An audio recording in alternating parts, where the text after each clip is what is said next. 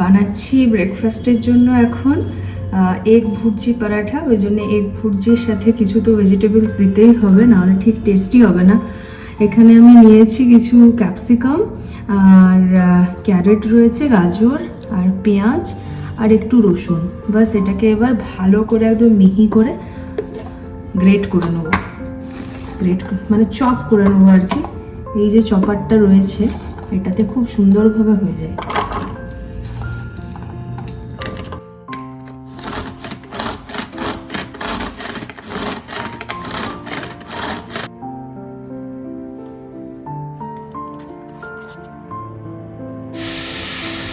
কড়াই একটু তেল গরম হতেই জিরে ফোড়ন দিয়েছি, তারপরে সবজিগুলো একটু ভেজে নেবো। সবজিগুলো ভাজা হয়ে গেছে, সেগুলোকে একটু সাইডে দিয়ে পরে আমি ডিমটাকে ভেজে নিয়েছি। এবার ডিমটাকে ভেজে নেব। লাস্ট পরোটা ভাজা চলছে, বেশি বেশি স্টাফিং দিয়ে বানিয়েছি বলে বেরিয়ে গেছে একটু একটু করে। দুটোর বেশি আর খাওয়া যাবে না, তো ওই জন্য বেশি স্টাফিং হয়ে গেছিলো, জাস্ট এটাগুলোর মধ্যে ভরে দিয়েছি। আর এত টেস্টি হয়েছে স্টাফিংটা, এটা দিয়ে একদিন মানে ওই এগ মোমো টাইপেরও বানানো যেতেই পারে আটার। দেখা যাক।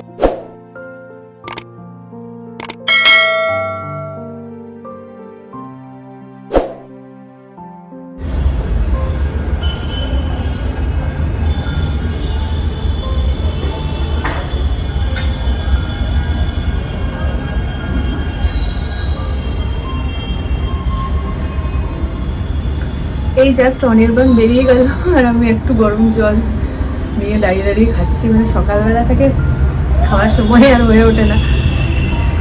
বাচ্চা এখন প্রায় 8:30 পৌনে 9টা। আর সকলকে ওয়েলকাম জানাই আমার চ্যানেল লাইফস্টাইল উইথ সঞ্চয়িতায়। আজকে মোটামুটি কারণ কি বার সেটাও ভুলে যাচ্ছি, মঙ্গলবার। আর কালকে সরস্বতী পুজো, তো অনির্বাণের তো যথারীতি অফিস আছে, বাসি ভাত। সরস্বতী পুজোর কোনোতেই অনির্বাণের ছুটি নেই, কিন্তু যতটুকু না করলে নয়, মানে একা হাতে সেটা তো করবই। আর পুজোটাও করব, পরের দিন বাসি ভাতের রাত্রিবেলাতে কালকে রান্নাও আছে। তারপরে কালকের প্রোগ্রাম অনেক কিছু রয়েছে অ্যাকচুয়ালি। আর পোগোর স্কুলের প্রোগ্রাম আছে, অ্যানুয়াল প্রোগ্রাম, সরস্বতী পুজো, সব কিছু মিলে কালকে একটা জমজমাট দিন আর কি। খুব বিজি দিন আর খুব ভালো। তোমাদেরও আশা করি দেখতে লাগবে, সব কিছু তোমাদের সঙ্গে শেয়ার করব। আজকে দিনটা স্টার্ট করেছি, আজকে সমস্ত কিছু প্রিপারেশন চলবে, আর কালকে তো ফাইনাল ডে।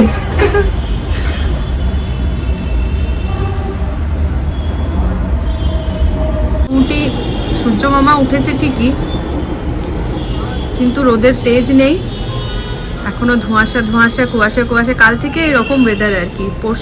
গত পরশু অবধি রোদ ঠিকঠাক ছিল, কিন্তু কাল থেকে আবার এরকম একটু কুয়াশা মেঘলা আবার স্টার্ট হয়ে গেছে। চলো, টাইম হয়ে গেছে মোটামুটি। এবার পোগোকে ঘুম থেকে ওঠাবো, পোগোর স্কুলও আছে।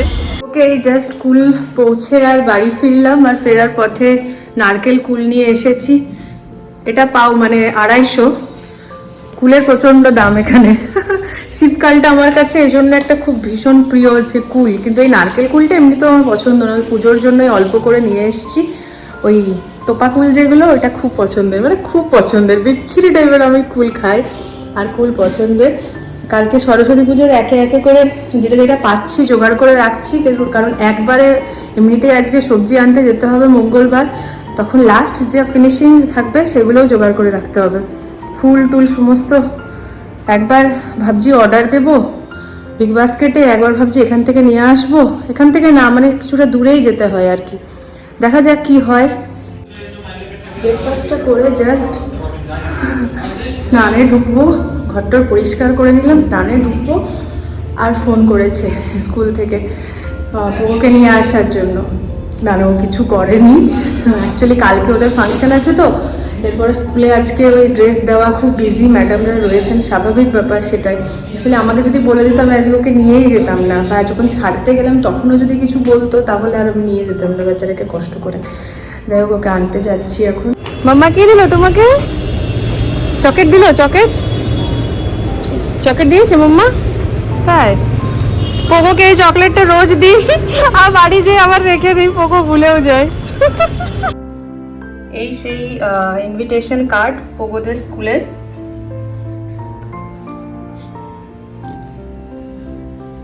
পুরোটা হিন্দিতে পুরো লেখা আছে, হিন্দিতে পড়তে পারছি। ভারতী মডেল স্কুল वसुदेवा कुटुम्बकम। एक्चुअली प्रोग्राम হচ্ছে वार्षिकोत्सव के पावन अवसर पर माता सरस्वती एवं मातृ पितृ पूजन। বুধবার 14 ফেব্রুয়ারি হচ্ছে ডেট, আর টাইম হচ্ছে সকাল 9টা থেকে 1:30 অবধি। আর মোটামুটি সকাল সকালই মানে 9টা মানে বেশ সকাল, কিন্তু হয়ে উঠবে না, 9টায় পারবো না রেডি হতে, 10টা সাড়ে 10টা বাজবে। যেরকম টাইমে স্কুল বেরো এরকম হবে, কারণ সকালে একটা পুজো রয়েছে কালকে, সেটা তোড়জোড় রয়েছে, তারপরে রেডি হতে হবে একটু আধটু, তারপর তো যাওয়া হবে না। ওই 10টা ভেবে রেখেছি, 10টা। চলো মোটামুটি খাবার সময় হয়ে গেছে, 2টো বাজছে, পোকোকে খাইয়ে নিই। বেরোলাম আমরা সবজি বাজার, বাসি ভাতের বাজার, বাসি ভাতের সবজি আর তার সঙ্গে ফলমূল সমস্ত কিছু একসঙ্গে আনতে, ফল মিষ্টি। অনেকটাই রাত হয়ে গেছে, প্রায় 8:30 বাজছে। রাত করে গেলে মানে বাজারটা একটু ফাঁকা থাকে। আগের দিন আমি গেছিলাম একা, এত ভিড়, মানে ঠেলা খেয়ে খেয়ে মনে হচ্ছে আমি পেরিয়ে চলে যাচ্ছি। आधा किलो ही दे दीजिए, इतना कम हो रहा है ना, आधा किलो।